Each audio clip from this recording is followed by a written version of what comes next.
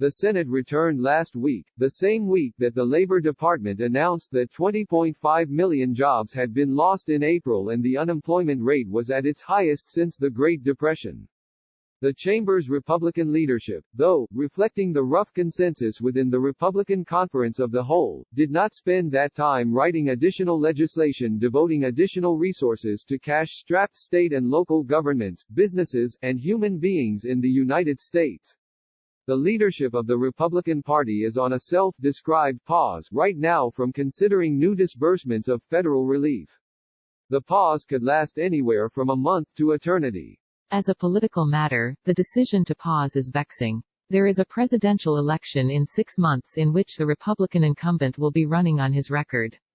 The last time a Republican incumbent ran on this kind of economic record, Democrats won not just the 1932 election but dominance over federal policy for the next half-century.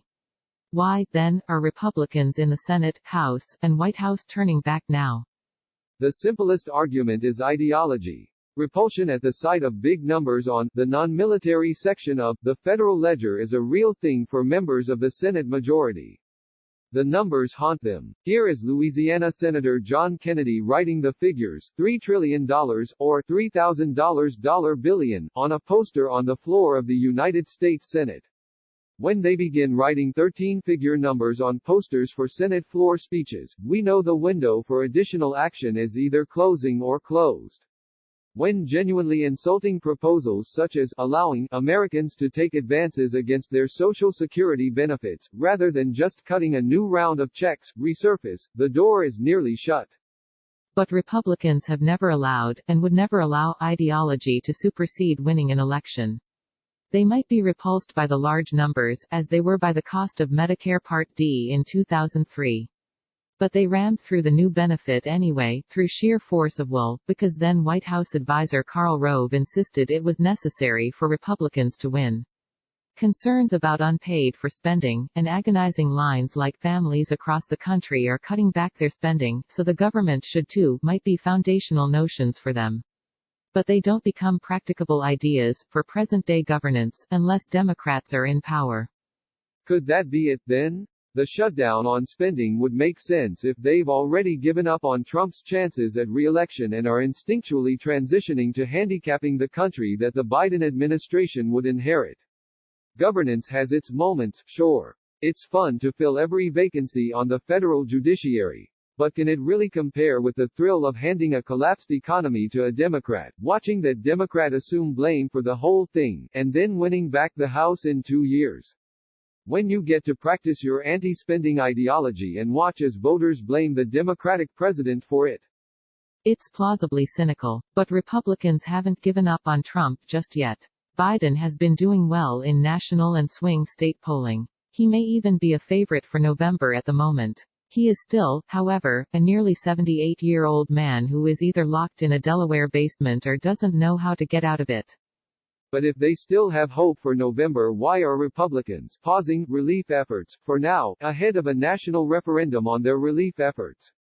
Because, again, for now, they've gotten what they wanted. Between the Federal Reserve going to unprecedented lengths to prop up capital markets and the CARES Act's enormous relief for large corporations, the constituencies for whom the Senate Republican Conference serves as concierge are taken care of. Though the Paycheck Protection Program has been far from a perfect success, it served areas dominated by small or medium-sized community banks that already have strong relationships with the Small Business Administration. Those areas are often red states. Less dense red states, similarly, haven't been as hard hit by the virus.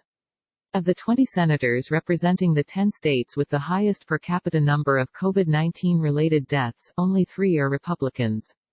And while red states' budgets aren't a pretty sight now, either, Republicans have a narrower view of what state and local government services might be considered essential enough to merit federal bailouts.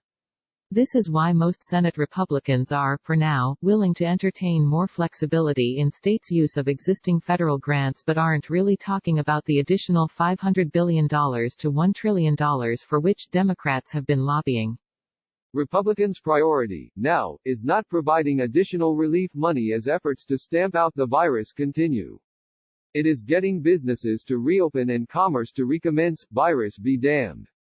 And if that's your view, then certainly liability protection for business owners would be your top legislative priority going forward, as it is for Senate Majority Leader Mitch McConnell. What might snap Republicans from the spending pause, though, is when America reopens but Americans stay in their homes. Georgia and Texas moved ahead aggressively with allowing businesses to under certain conditions. That does not mean, however, that commerce has roared back. As long as businesses are operating at limited capacity, and as long as customers are concerned about getting sick and dying from a pandemic, America's reopening will be a bust. Without a national test and trace system in place, hint, hint, the money printers are the only way through.